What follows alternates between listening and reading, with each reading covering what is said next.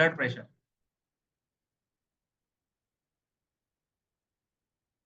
देखो blood pressure क्या होता है आपका,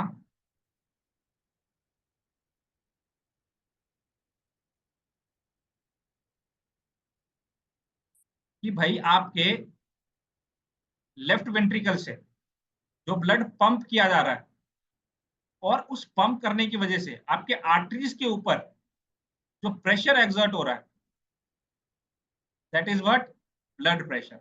ओके। तो जब आपका हार्ट कॉन्ट्रैक्ट करता है, जब सिस्टोल करता है, उस टाइम पे जो प्रेशर एक्सर्ट होता है, इसको हम लोग बोलते हैं सिस्टोलिक ब्लड प्रेशर। कौन सा? सिस्टोलिक ब्लड प्रेशर, जो कितना रहता है 120 mmHg। Okay.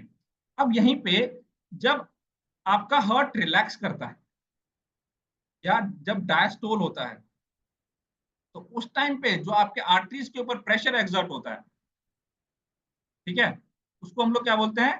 Diastolic blood pressure बोलते हैं। क्या बोलते हैं? डायस्टोलिक ब्लड प्रेशर बोलते हैं। ओके। जो कितना रहता है 80 mmHg रहता है। कितना रहता है? 80 mmHg रहता है। ओके।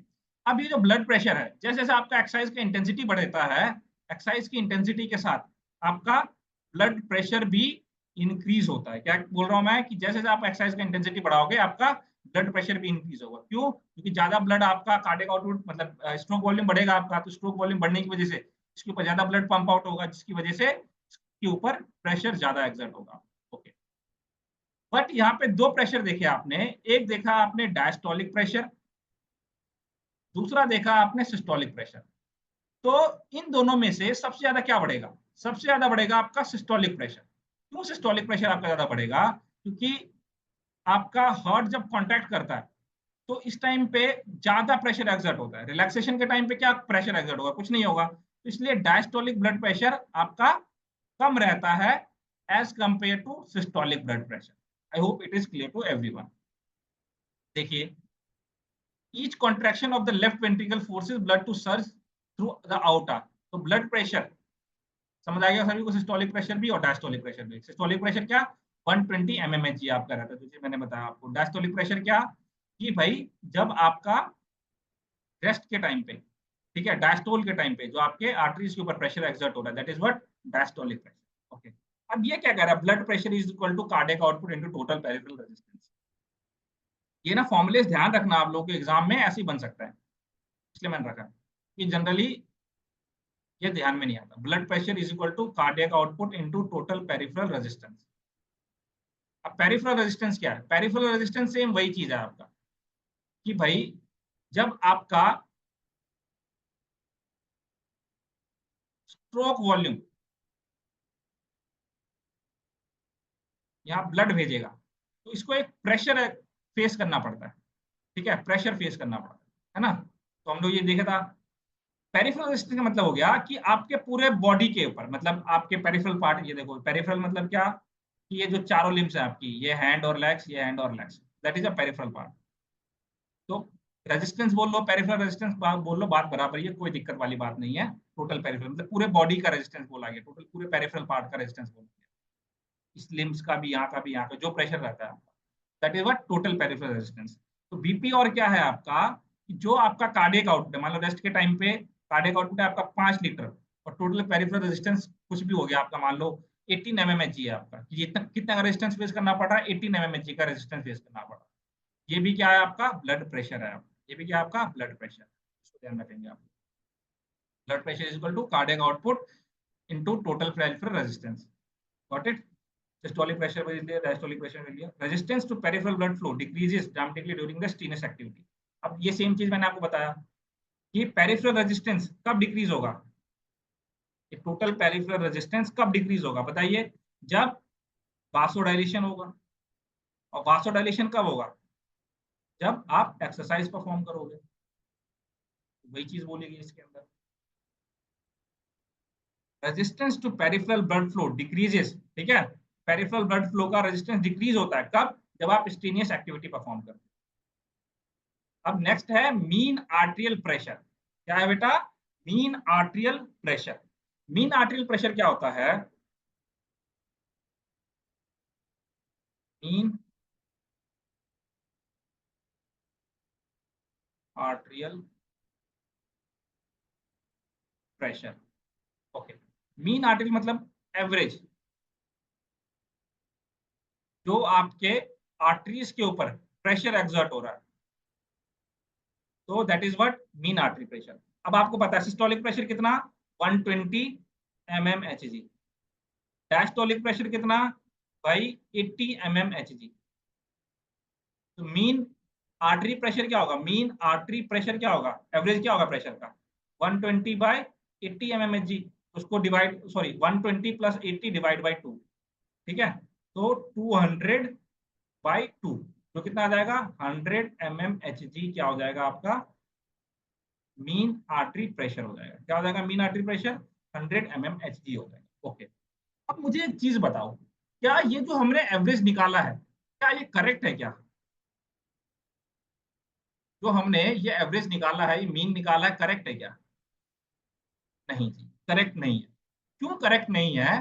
क्योंकि जो आपका डायस्टोलिक फेस होता है, कार्डियक साइकिल के अंदर आपने पढ़ा होगा, ठीक है, कार्डियक साइकिल के अंदर आपने पढ़ा है कि जो आपका डायस्टोलिक फेस होता है वो लार्जर होता है as compare to systolic phase, है ना। सिस्टोलिक फेस के कंपैरिजन में डायस्टोलिक फेस लार्जर होता है। तो अगर हम मीन निकालना चाहे, अब अगर हम मीन निकालना चाहे तो मीन करेक्ट ही निकलेगा भाई, डायस्टोल ज्यादा है सिस्टोल कम है, तो मीन सही है क्या? नहीं, 100 mmHg तो निकल गया, लेकिन डायस्टोलिक फेस उसके अंदर ज्यादा है, तो इसके अंदर हमें क्या करना पड़ेगा, थोड़ा सा कम कर देते हैं इसको। मीन आर्टरी प्रेशर को, जो 100 mmHg है, इसको हम लोग मान लेते हैं मीन आर्टरी प्रेशर को डिक्रीज करके थोड़ा सा कम कर दो, क्योंकि डायस्टोलिक का टाइम ज्यादा है, उसको 93 mmHg कर देते हैं, ठीक है। तो मीन आर्टरी प्रेशर करेक्ट कितना हो जाएगा आपका, 93 mmHg के आसपास आपका करेक्ट आ जाएगा, ठीक है। इसके अंदर भी सेम चीज यही बोला गया आपका, देखिए देखिए मीन आर्टरी प्रेशर 93 mmHg रहता है आपका रेस्ट के टाइम पे। एवरेज फोर्स जो भी आपका एग्जर्ट होता है आर्टरी की वॉल्स के ऊपर, ठीक है। तो the average mean artery pressure is slightly lower than the arithmetic average of systolic and diastolic pressure. मतलब एरिथमेटिक मतलब कि भाई 120 प्लस 80 बाई 2, 200 बाई 2 मतलब 100 से स्लाइटली कम होता है। क्यों? Because heart remains in diastole longer than systole, that's why mean artery pressure is low। got it? What is the formula of the mean artery pressure? mean artery pressure का formula क्या होगा, diastolic blood pressure plus 0.33 bracket के अंदर systolic pressure minus diastolic pressure, ठीक है। तो इससे क्या निकल के आ जाएगा आपका मीन आर्टरी प्रेशर आ जाएगा, मतलब एवरेज आपके आर्टरीज के ऊपर कितना प्रेशर एक्सर्ट हो रहा है। तो डायस्टोलिक प्रेशर एग्जांपल ले लेते हैं हम लोग कि डायस्टोलिक प्रेशर कितना है आपका, 89 है, ठीक है, प्लस 0.33, और सिस्टोलिक प्रेशर आपका मान लेते हैं 127, डायस्टोलिक प्रेशर 89, ठीक है। तो जब इसको सॉल्व करोगे तो 102 mmHg आपका निकल के आ जाएगा। ये क्या हो जाएगा, मीन आर्टरी प्रेशर हो जाएगा। एक कार्डियक आउटपुट को आप इस तरीके से भी याद रखते हो, mean artery pressure divide by total peripheral resistance, ठीक है, या total peripheral resistance is equal to mean artery pressure minus cardiac output. कोई नहीं, क्लास के बाद रहना, मैं और इलेबरेट कर दूंगा आपको अच्छे से।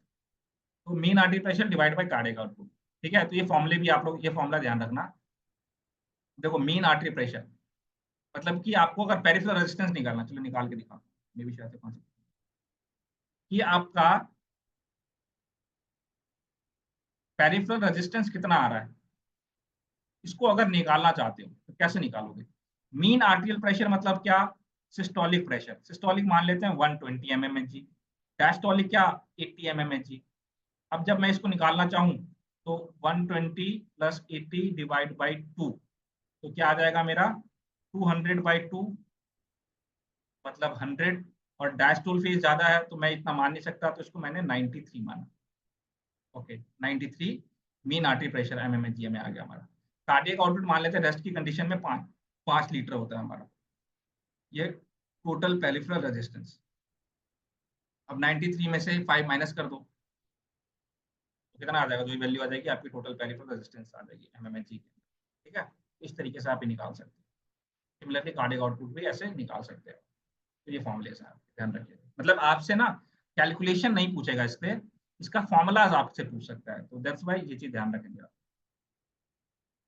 ब्लड प्रेशर का बस इतना ध्यान रखिए, कौन सा टूल है, स्पाइको मैनोमीटर जो है आपका टूल है, जिससे आप ब्लड प्रेशर को मेजर कर सकते हैं। ठीक है, किसने दिया, निकोलाई एस कोरोटॉफ ने दिया था 1902 में, जो कि एक रशियन एक्सरसाइज फिजियोलॉजिस्ट। ठीक है, ये ध्यान रखिएगा आप लोग।